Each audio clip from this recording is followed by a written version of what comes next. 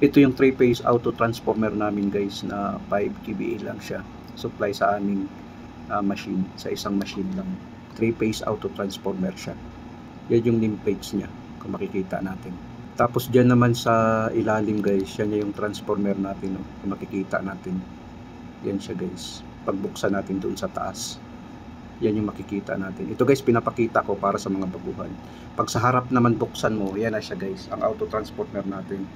Bali, ang supply niya 380 volts, 3-phase, tapos mayroon siyang 220 volts. Yan ang 220 volts niya, step down.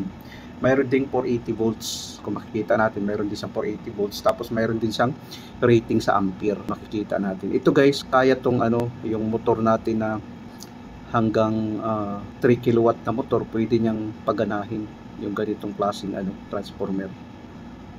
Yan siya guys, kung makikita natin. Tapos yan naman yung takip niya.